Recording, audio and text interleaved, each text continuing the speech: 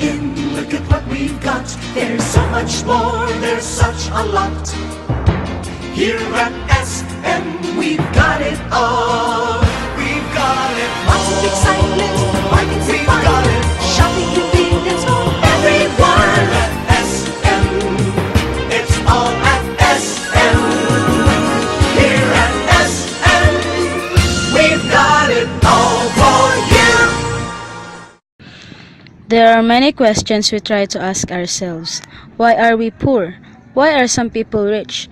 Not everyone started being rich.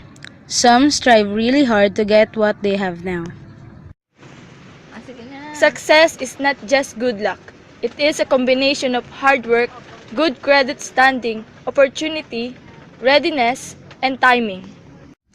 Every time we hear the name Henry C., the first thing that comes to our mind would be SM, a business tycoon, and how rich he is. A striving Chinese boy who dreamed big to find a way out of poverty. A courageous, ambitious, and business-minded man since he was young who gets inspired by his father, who was once a trader. A man who believed that every Filipino deserved a good pair of shoes. A man who built on his dreams. He is Mr. Henry C. Sr. C. Chi Siang, his real name, which means all the way up to success, was born to a poor family on December 25, 1924 in southern China. In 1935, his father, who was a trader, left his family to seek opportunity in the Philippines, which was U.S. territorial protectorate.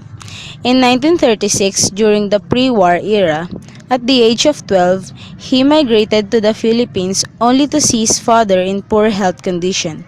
His father was an owner of a small retail store. Since then, he only had one goal, that is, the will to strive for excellence and to overcome the harsh environment of poverty through the discipline of hard work and frugality. Every day, he went to Divisoria, buying goods to resell in their retail store. He and his father worked hard from dusk till dawn, and only slept in a small counter floor. Ever since, his business strategy was brilliant.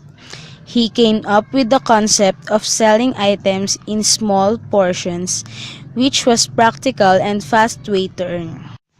Desperate to study even at the age of 12, he enrolled in grade 1 in a Chinese school in Quiapo. He accelerated and eventually completed grade school in 5 years. During World War II, their store was burned down. His father went back to China. With that chaos, Henry C. did not lose hope and decided to stay instead. I don't give up easily. I look for solutions to problems. I want to make things happen. Throughout the history, his business life was always marked by risk and luck. He was unfortunately hit by shrapnel while selling. A pushcart vendor who later on became his friend and business partner helped and brought him to the hospital. After the war in 1945, young Henry joined the booming buy and sell business with his partner. He saved enough money from peddling cheap American shoes. To improve his trade, he found innovative ways leading to the birth of his store called Shoe Mart or SM, which was the first air-conditioned shoe store. In 1949, he had a financial loan of 1 million pesos from China Bank in order to rebuild his business. In 1950, he had a second chance of schooling. He enrolled in Far Eastern University with a degree in commerce to improve his entrepreneurial skills. He then obtained the Philippine citizenship and continued his growing business for more than 40 years. In 1960, SM Investments Corporation was incorporated and store chains have expanded. He opened the first Shoe Mart store in Carriedo, which became SM Quiapo, the first SM Mall in 1972, during the martial law when there is an economic decline. It soon became very popular until he opened more department stores in the country. He was not contented of his small-scale industry and very limited supply to meet growing demand of customers. And so, he thought of an innovation that is selling apparels and other products and adding appliances division in his store. He had his concept of having lesser problem by owning a space where one shop is located rather than being a tenant of a space for a shop. SMDC was incorporated in the Philippines in 1974 as Ayala Fund Incorporated, a closed-end investment company limited by shares. In 1983, economic crisis got worse and it seems like a bad year to start big projects as many investors and bankers were skeptical to finance his project. Optimism and determination was Henry C's shield during hard times. However, in 1985, the first super mall, SM City North EDSA, was opened. Of the company, and it was renamed as SM Fund Incorporated. And then, it was renamed SM Development Corporation or SMDC. Moral support from his family, employees, and customers kept him strong. He continued his business expansion until SM Santa Mesa and SM Mega Mall opened. In 1994, Henry C. incorporated SM Prime Holdings registry in the company in the Philippines Stock Exchange with almost instantly raised more than 1 billion shares, linking to 5 billion during its initial public offering. It also created 500,000 people with jobs in the succeeding life.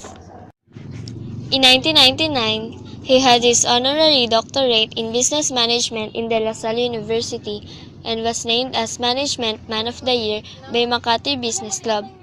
From shoes to a diverse range of products and services, he had a century of brilliant and successful entrepreneurship. In 2001, Shoemart Incorporated, the Philippines' largest retail chain already, includes stores dealing in hardware products, appliances, toys, home and lifestyle products, health and beauty products, export overrun clothes, fashion accessories, and cinemas. In 2002, he tapped Asia's wealthiest billionaire, Hong Kong's Li Ka-shing, to invest in the Philippines through joint venture between SM Group and Liz Watson retail chain. Aside from retail business, C is also the power behind Banco de Oro Unibank Incorporated, China Bank Incorporation, and Tagaytay Highlands. He also owned San Miguel Corporation, Keppel Philippine Holdings Incorporated, La Salle University, Republic Glass Holdings Corporation, SM Department Store, SM Cinema, SM Foundation Incorporated, SM Supermarket and Hypermarket, and SM Investments Corporation.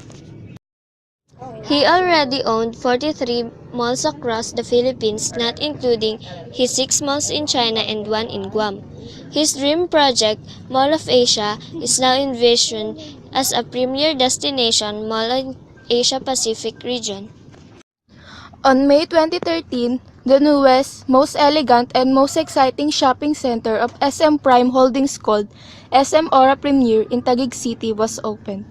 In 2014, Mr. Henry C., the founder of SM Group and chairman of SM Prime Holdings Incorporation, the father of modern Philippine retail, was ranked first in the top 10 richest people in the Philippines with a net worth of $12.7 billion.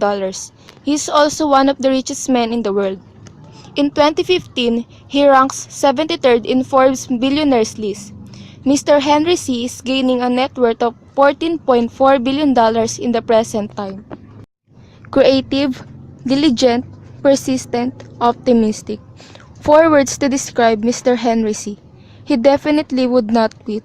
Despite all the obstacles he had, it did not stop him from pursuing his passion in his business career. To pay obligations on time, especially to his suppliers, has been his lifelong practice as a retailer. The business empire of SM Store Chain is more than a venue for fun shopping, fine dining, and social events. Every SM store that we see is a representation of Filipino business ingenuity, stability, resilience, and optimism despite the uncertain future. And substitute. You have to dream, whether big or small, then plan, focus, work hard, and be very determined to achieve your goals. There is no substitute for hard work. There is no such thing as overnight success or easy money. It has become a cliche, but success came to see only as a result of hard work, tenacity, frugality, self-discipline, Confucian values, and an undying thirst of learning. Henry C's walk through his success in life is truly an inspiration.